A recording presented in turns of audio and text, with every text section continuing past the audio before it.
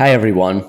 In today's episode, I'm going to cover a topic that a lot of people have actually requested, and it's a topic I actually talk about pretty much on a weekly basis to nearly everyone that I speak to, and that is rent vesting. So in today's episode, I'll get into a couple of topics here. And first of all, that is what is rent vesting? Second of all, who rent vesting makes sense for? Third of all, the truth about rent vesting, and then finally, an example of rent vesting and how it can be used to your advantage. Let's start with what rent vesting is. So it's very simple. Rent vesting is basically a home owning strategy where you rent a property to live in that's right for your lifestyle while you own an investment property that's right for your budget. So this is used by a lot of people these days because a lot of people want to live in certain lifestyle locations that are ridiculously expensive, however can't afford them, and what they end up doing is they invest their money elsewhere so they can still live there whilst making money. And basically, once that happens, they can still have the lifestyle they want too. So that's basically what rent vesting really is. Now, I'll get into some pros and cons of rent vesting in this because obviously, you know, there is reasons for and reasons against it. The first few pros are you can live where you want to. Secondly, you do also have taxation benefits. So that's especially your negative gearing is one, but you've also got other taxation benefits to do it as well. It's even if you're neutrally gearing it, there's still taxation benefits to it in that sense as well. So for those people that might say, you know, negative gearing won't be here forever, despite me thinking it probably will be, you've still got taxation benefits even if you're neutrally gearing it in a sense. You've got rental income, which is something that you wouldn't have if you bought a property to live in. You've got generally larger capital gains on properties because you can invest your money in better locations. You generally have lower maintenance costs because whoever is renting it is in charge of maintaining the property to a sufficient level, which you would be in charge of anyway. And the other thing is you've also got higher borrowing capacity simply because you are siphoning off rental income to support the servicing of a loan. So that's the pros of rent vesting. Look, your cons of rent vesting are, the biggest one definitely so is you do have no capital gains exemption. So you get that on a PPOR. So that's a big one. It's probably a big one, especially if you're someone who's very good with your hands and, you know, can flip a property in 12 months. So that's one big one. You don't get a first home buyer's grant. That is strictly for owner-occupiers. So I have spoken to people recently and they're asking, can you get that on investment property? The answer to that is no. I've never seen that happen before. So that's just a straight no answer. You've got a less secure primary residence. So obviously, you know, if you have to be somewhere, maybe for kids' school or something like that, that is something that you'd want to consider. And you do potentially have capital loss here as well. Now, what I mean by that is if you invest your money poorly, you're not actually getting much taxation benefit to it for doing it. So that is a con of it, and there obviously is a risk to it. Now, with what I buy, that's never going to happen. I can tell you that right now. But it's still something you would want to consider if you're considering doing it on your own or doing it without an expert, because when you're rent vesting, you're really doing it for especially capital and taxation benefits. They are two big things to do with it. Now, previously, I know I did say a pro was less maintenance costs, and the reason I say that because the counter argument to what a lot of people would say is you do have to maintain wherever you're living in, which is true. But let's say hypothetically you're living in inner Sydney and you wanted to live in Bondi and you just lived in an apartment, for example, right? And you invested, let's say in Newcastle, in a house. A house has a lot more maintenance than a unit does, right? So you're buying an asset that's actually going to outperform the other asset too. So, you know, you won't have any gardening. You won't have to do anything like with the stumping of the property for a unit or anything like that. You probably won't have to do any of the roofing or anything like that either. You won't have to do, much maintenance on the hot water. The strata will do all of that, which is at the owner's expense. So, that's what I mean by it. It will be lower generally. It's sure in some cases it's probably not, but for the vast majority of people that rent vest, I'm telling you right now it is. Let's get into who rent vesting makes sense for. Now, it's probably a good topic to discuss, and it's simply because it's not for everyone, and you really need to consider your situation. So, first things first, it's those who want to invest and have larger property portfolios, because rent vesting the right way will support you doing this, and it will support you actually building a bigger portfolio, because you can obviously build income through using other people's money, i.e. the banks, and then others to also pay it off, which is i.e. the renter or the tenant, should I say. So that's one good thing of it. Other good things are singles. Obviously, look, if you're single and you don't have any real commitments to sort of an area, it makes complete sense for you. Like it's an unbiased decision, really. If you have, two term deposits, one that does 8%, one that does 5%, you're not gonna go, oh yeah, I'm so upset, I'm just gonna use the 5 one. You're just gonna invest your money in the 8. So singles is a good example. Young couples is another one. Especially if you don't have children or anything like that, that's another good example of someone who could rent vest. Simply because you don't have any commitments at the moment, and it's a good way to get ahead in terms of capital and just assets young in your life. That's another good one. Childless couples are another one. I don't understand why a childless couple, for example, would buy a house to live in at all. I do not understand it. Like you basically have no commitments whatsoever. And if you have the income as well, you could easily just lease a place somewhere else lease a place where you want to live and invest your money where it makes sense, because you don't really have any, commitments to children or anything like that. So that's a really good example of another one as well.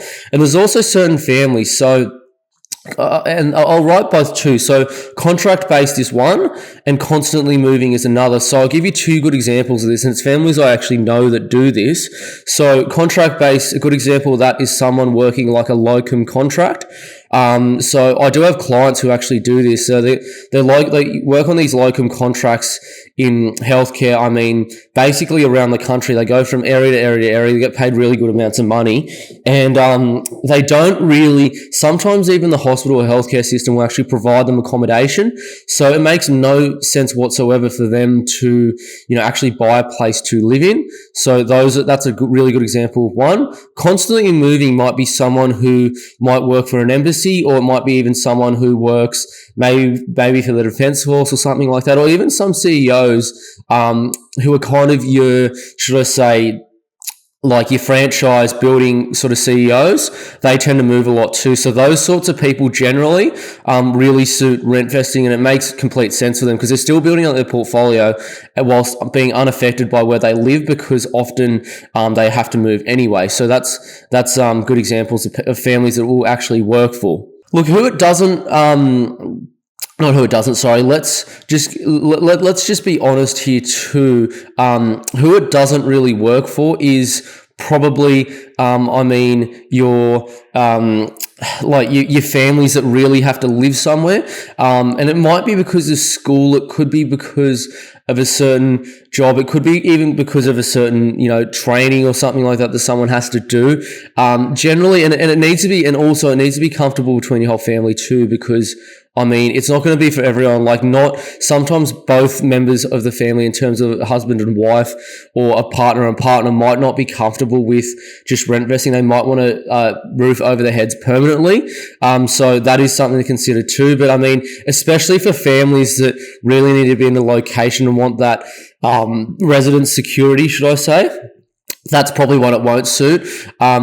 So that's a good example of it. I think you can still do it, but it's obviously each their own. Another person that probably doesn't make sense for is probably someone about to go into retirement.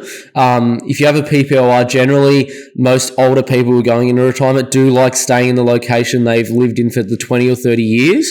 So that's another good reason why someone wouldn't want to do it. Look, if you own your house outright, it doesn't really matter. You can, you could literally just rent your house out and live somewhere else, and for the moment, and that's cheaper. And then if you ever had tenants or lost your tenancy, right, you could just move back in. It probably makes sense to someone like that, but it's definitely not for everyone. So that's just something to consider as well. Look, rent vesting, to be honest, is the only way for most people to go about things. And what do I mean by that? Look, first things first, most of the best markets are truly unaffordable for the average person. So you're in a Sydney, in a Melbourne, even in a Brisbane, someone who's on average income, it is completely unaffordable for them to actually buy there. So realistically, the only way to actually buy there in the future is to build a portfolio to be able to eventually afford that, which then thereby will give you future flexibility with what you want to do. And also, the key about rent vesting, though, is, and this is where a lot of people go wrong. So a lot of people rent vest, but a lot of them don't do it correctly. So the key part of it is to buy in markets that are consistently the top performers. So good example, someone, and I'll give you an exact example of it after this, but someone buying in a market that might do very well for 2 or 3 years will be up in arms and very happy and all that kind of thing. But the issue is, because transaction costs are high and properties very much show a long-term game, it is very hard to build a sustainable portfolio buying in areas that are so-called hotspots, or, areas that just perform once every generation. So the key is you want to buy in an area that consistently performs decade after decade after decade, and then helps you get in the right market in doing so. It's buying in markets that perform comparatively long-term to the market that you want to buy in. That's what you need to do. And generally that's going to be an inner suburb of a capital city for a lot of people, because they need to live there for work, jobs, schools, etc. So for those living in the countryside who want to do that, fine. No problems. But even lots of areas of the countryside are pretty expensive now. I've got family even in Coffs Harbour way. And I was speaking to someone who actually lived up there recently. And most nice suburbs up that way, I know family members that live quite close to Sawtell, that's already over $1 million. So it's not really affordable for the average person. So for even someone like that, you really need to buy in a area that's actually going to outperform that. It's most areas in Australia. There's not many areas that are actually cheap, that are actually where people want to live anymore, unless you want to live in the outback. But statistically speaking, most people in Australia live on the coast, and most actually close to, if not in, capital cities. So that's just a realistic sort of analysis of it. But look, really a big thing also with rent vesting is your borrowing power. So this is just an example here of someone on $100,000 who has, for example, actual property. I was thinking about buying a property, and on the right hand side you'll see here, this is if you'll buy a home to live in, how much you could borrow.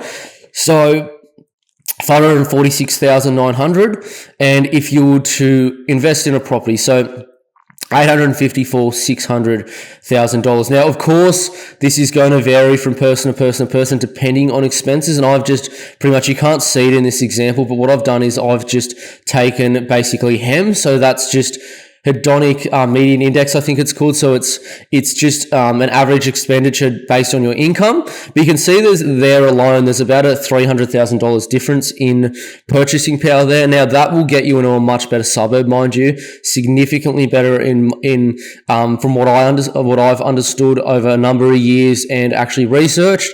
So that makes a big difference. And also, if you think about it too, even if you were to say, I want to buy 2 properties for $550,000 or so, you're probably able to do it because the rent will help you in doing so. So you have a much bigger portfolio. So that's a key thing.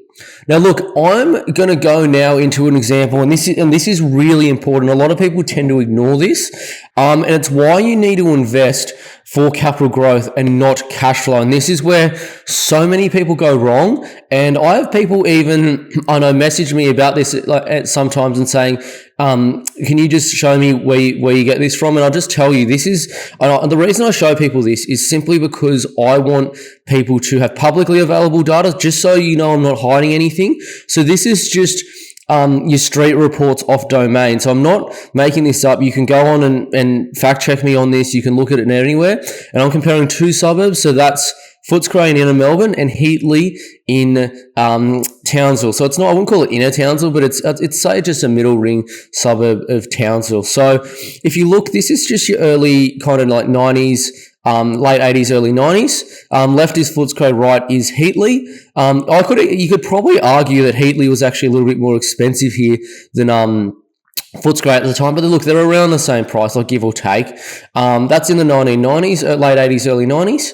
And then this is it today. So, look, you can even, the crazy thing is, you can even see in the last couple of years, Heatley's actually done very well. And this is exactly what I'm talking about in terms of a once in a generation kind of boom. So, you look there in the previous slide, you'll see Heatley was around, let's call it like 60 to about like, let's say in the $80,000.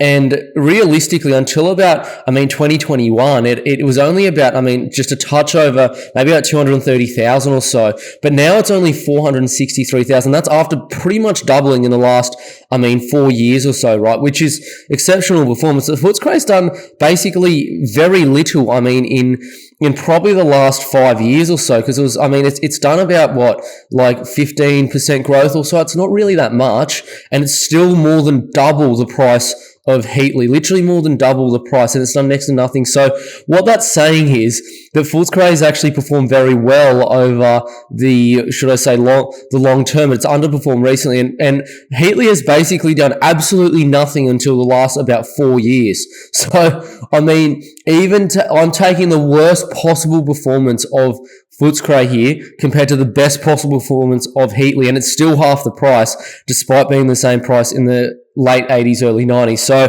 that's a good example of what can happen. The thing about that too is I'm being generous here. Like if you go to the rental return here, Footscray rents for about $300 more, $250 to $300 a week more for the same dwelling as Heatley would now. So, you're down on capital growth and cash flow. Look, something to definitely consider though is that you do obviously need the money to be able to do this.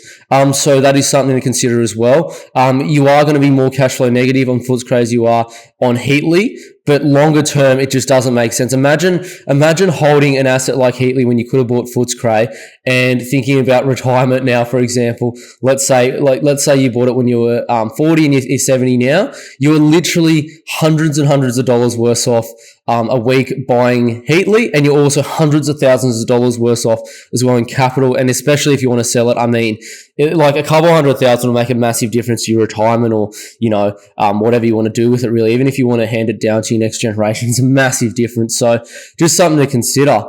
But regardless of this, just so everyone's clear, this is your Aussie Home Loans 25-year report, and just to show everyone, this is before COVID, so this shows you a true market representation of a normalized market, not when you have 0.1% interest rates, which, don't get me wrong, it'll probably happen again in the future, but the trend of it going down that much in, such a short space of time was a one-off, and the amount of money floating around, all these factors combined, like ridiculously high immigration after, obviously COVID and that kind of thing did play a part. But look, far north Queensland, this is your Cairns, Tablelands, Mareeba kind of region. So to give you an idea, I explained Heatley last time.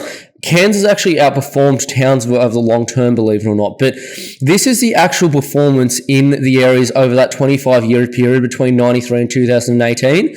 So, the best performer's only done 5.6%, which is like ridiculously crap, and that's your best performer, and your 20th is 4.5. You could buy some units in Sydney and Melbourne that will completely outperform this, which is crazy, and people are still buying here, so it just doesn't make sense. So for the people that think about buying here, please don't. Like I promise you, it's just an awful investment. Once in a generation boom is going to have, has pretty much is happening, or is happening right now, but it's on its sort of back tail end of that sort of boom as well. You might get a year or two more growth out of it, but you're on a year or two tail end of it, and then it'll go silent for 15 years again. So good luck to those people. And you just compare that to somewhere like Melbourne, and all you have to do is literally look on the right hand side column of median price in 93, and then the left hand side column of median price in 2018. And now if I flick back to basically far north Queensland, you could see the prices. They're very similar in those years, but they are a third of the price in 2018 of the same Melbourne suburb. So it's just ridiculous. Now, don't get me wrong, they're probably today, because of the obviously once in a generation boom that's going on, a little bit higher than that. Don't get me wrong, that is true.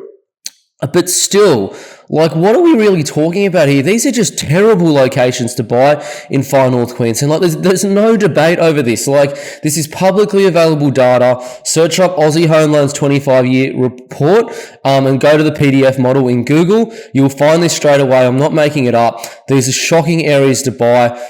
If you compare far north Queensland and Melbourne, like Melbourne's, it's your Koenigsegg in the garage, basically, right? That hasn't even started its engine, really, and you're really, your Townsville, North Queensland. It's basically your Daewoo car, or your just absolute shitbox, car. Basically, it's already out of the garage, nearly at the school. But I mean, the Koenigsegg's gonna beat it to the school once it turns its engine on and goes out of the garage. So to describe it as to how I'm saying it, but I mean, like, it's just a terrible location to buy. So think of capital growth long term. This is really how it works, and it's really important to know that. So look, just a few rules about rent vesting here, and it's really important we know this.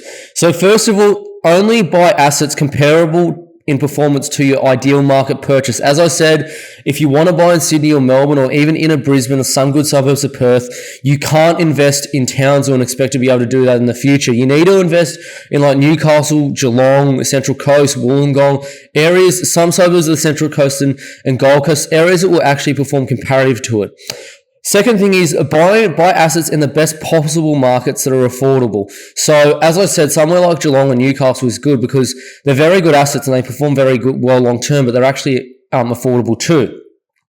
Another good rule: if you're buying your first investment property, in this, I'll put an exclamation point to people that can only just afford to buy in here, because unfortunately you are one of them that will have to do so. But I say, do not fry your entire borrowing capacity on your first purchase. So let's say you have $1 million to buy for your first property, right? And that's your maximum purchase price you can buy for. So borrowing capacity of, let's say, 850, purchase price of $1 million, you have the deposit, stamp duty, other fees and everything like that. I would suggest you to probably buy for around 800,000 or maybe even 700 to 800, let's say. And it's just because you want a bit of leftover borrowing so you still have some in the tank. And once you get that capital growth, you can pull out the equity then and also look to go again. That's the key thing. Another rule: only buy detached houses. So people say, oh, but what about a townhouse? What about attached like terrace or something like that? Like, really, now, in some circumstances you have no choice, don't get me wrong, but that's a 1 in 100% thing, really. But really, you should only be buying detached houses. Every statistic you find out there shows that detached houses outperform every other dwelling in every single city of the country. So there's no debate there. Just look on every single CoreLogic, Aussie Home Loans report. Even you can look on even some real estate agency reports if you really want to, or Prop Track or anything like that. That's over the long term, it's just 100% true. Another one, and I know I already explained this, do not buy hotspots, but buy consistently performing blue chip suburbs. So, I mean, what I mean by that is exactly as I said before: Townsville, hotspot, consistently performing blue chip suburbs, inner Geelong. Perfect example. Similar price now, in a lot of ways, should I say. One outperforms the other completely. There's no debate about that. Every statistic shows that. So that's another thing. Don't fall for the trap. It works. It will work for 2 or 3 years. It won't work for 5 to 10 plus. What I'd say though is, if you're someone who's looking for a 3 to 5 year plan, maybe a retirement plan, it's okay to buy somewhere that's a hotspot for a moment, because you're probably going to sell it anyway in a couple of years. So that's the one caveat I'd say for someone doing it. It will make sense for a couple of years, but not long term. Look, final point, just a rule you want to follow is gentrification, rejuvenation are two different things. Rejuvenation is when a suburb's fascia changes. So it's when you start to get buildings that look a little bit better, and you have, let's say, a dirty suburb change into just a reasonable looking suburb might look good. Gentrification is when the actual demographics of the suburb change. It's a completely different thing. Most people get this wrong. Certain areas can't gentrify because they don't have the necessary income demographics too. So you hear people saying, oh yeah, this suburb in the middle of Whoop Whoop in Dubbo is going to gentrify. I'm like, no, it's not. Like, there's no high median incomes around there. There's not a single suburb surrounding that has good income. How can it gentrify? It's rejuvenating. It's not gentrifying. They're two different things. So just make sure you know the difference between the two of them, because that's really very much so a different thing, and most people get that wrong. Let's get into an exact example of a rent vesting strategy. And this is, I'm not making this up because it's a true example that I've actually gone through. So here's an example of basically someone I've worked with in the past. And it's an exact example of how they've actually rent vested. I'm not going to give everyone away who their name is and everything like that. It's just an exact example of one that we've done. So here it is. It's just a simple strategy: buy multiple and sell off. They actually ended up holding this, mind you, and they continued investing, and I thought that was the right decision, but we'll get into that. Look, it's basically a 10-year plan.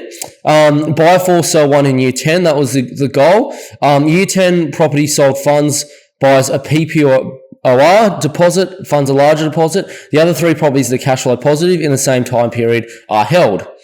So here's your base case example. Person from Sydney and Melbourne. 2015, 85,000 a year income, 100k saved, can purchase for 650,000. They didn't at the time have the funds to buy in a Sydney and Melbourne suburb they wanted to live in. So yes, you could have bought in Sydney and Melbourne in that time, but they didn't. It was actually Sydney they lived in, but in that time they weren't able to afford in a good inner market. They do eventually want to purchase here, and then they could save $25,000 a year on their income at the time. So that's your base case example. Now, here were the purchases, and those were all done at a 90% LVR. So in year 1, they bought in Newcastle. It was in 2015. Look, they bought for $400K, 90% LVR, which was a $360,000 mortgage.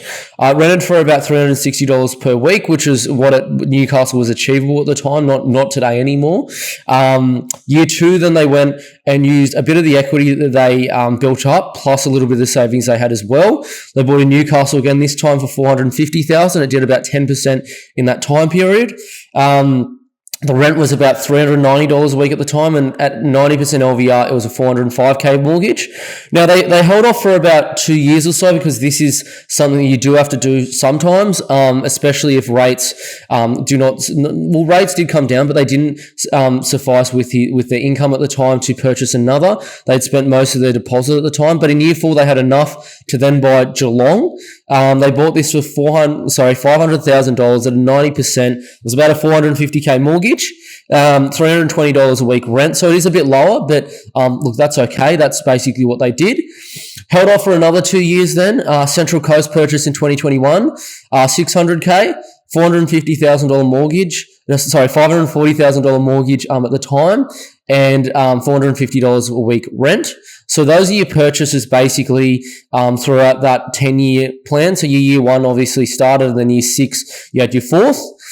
And this is basically today where they are at. So $1 million house in Newcastle, 2015 purchase is now $750 a week rent, $280,000 mortgage, that's a 28% LVR. Same as below, very similar numbers, pretty much. $1 million asset value, $750 a week rent, $315,000 mortgage, and 31.5% LVR. Now, Geelong didn't perform as well, but look, if you still look at the numbers, it's crazy, because it's a $750K value, 2019 purchase, $550 a week rent, and it's $390,000 a year mortgage at the moment. And this was a 52% LVR, which is still very low if you think about it. Then you had the Central Coast, so it's a $950,000 asset value. That was only purchased a couple of years ago. $700 a week rent, $490,000 mortgage, so only a 51.6% LVR. So look, your total LVR across that whole portfolio is it's around 40%, which is crazy. And that's just an example of a 10-year plan of where you'd be today if you had done it.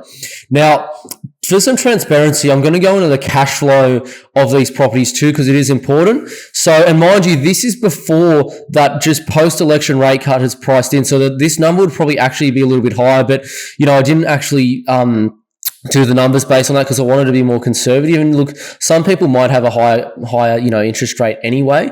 So that's just the truth of it. But anyway, your $1 million property in Newcastle in 2015 is $300 per week cash flow positive at the moment.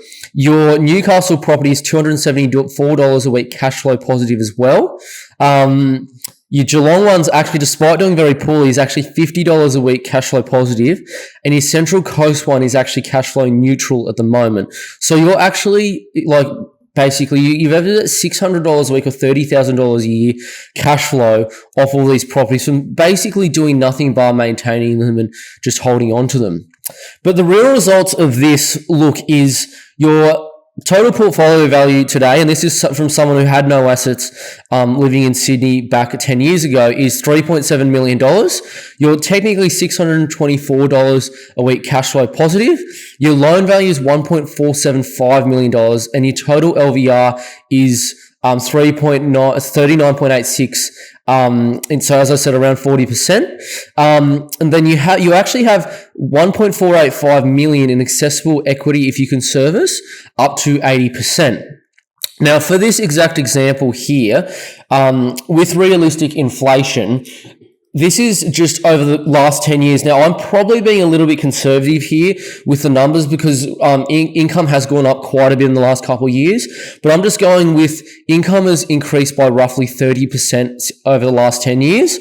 The current actual person who owns these properties has $115,000 in income. They can now actually borrow $950,000 if they wanted to, and this is on a PPOR. I'm saying if they held their assets at the moment, you actually have on this as well, because they were able to save whilst purchasing another $125,000 for the past 5 years of no purchases. And also on top of that, because of cash flow positive properties, they've been able to save up actually a further $85,000 on top of that. Now, this is an actual example. So based off that, this is the situation they've actually got. So current savings is $210,000. Your present borrowing capacity is $950,000. Now, your potential purchase price just on holding your assets alone is $1.1 million. So it's actually gone up significantly over the time just because of you've built your portfolio. However, in this situation, right, let's hypothetically say you do, like, this person could actually buy in a good suburb of Melbourne that they'd want to live in now. But realistically, if they wanted to buy in Sydney, you would have to sell a property. So this is the example we go through. So you'd sell your Central Coast home for $950,000. Your $490,000 mortgage would be discharged. You'd have $460K left over. You'd then, after your capital gains tax, have $270,000, should I say, left over minus your capital gain, minus your costs. So that's your various costs here, there, and everywhere that you'd have to do.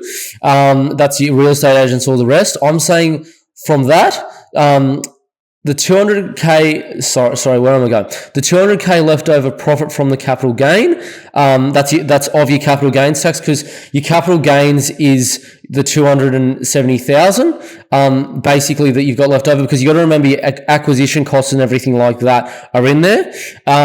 So after your capital gains, you've got about $200,000 left over. Just because of your actual transaction costs, you've got about $110K left over in total from that. So from this example, you actually have from that sale $310K left over. And mind you, this is from your existing investment of about $600,000 plus closing costs, so your stamp duty plus your legal fees and the rest of it, like buyer's agent costs, the rest of it. You probably, had to spend about $110K originally. So you've probably got that $200K left over. So in the 10 years, you've basically almost tripled that money. So from this example, you got $310K extra cash, and you don't have that $490K mortgage, should I say, on it either. So that's a good example, basically, of how it is. Now, the mortgage, remember, it's gone down here because you've held it for about 4 or 5 years or so. So it's not $540K originally, it's $490K because you've paid a part of it off. So your situation really now here is you got $520,000 in savings because of your sale. You've got $1.36 million in borrowing power. You can buy a property for up to $1.75 million. I've actually left a little bit of money over in this as well, just to be safe. And that's actually at an 80% LVR. So you could probably even do have more savings left over at a 90%, or if you're a professional, like this, what does it even do today, even if you're not a professional, to 85% lending. So you could probably even borrow more of this, but this is just a base case of CommBank. So I mean, if you go to like a third tier or even certain lenders that give you more money, they could probably buy this person for 1.9 to 2 million, but this is just a base case CommBank calculator. So that's an exact example, a real life example of someone who's actually done this, and this is the situation they set themselves in. So 1.75 million you could realistically buy in an okay suburb of probably the inner west, inner southwest, inner south of Sydney. So this is an example that would actually work for most people.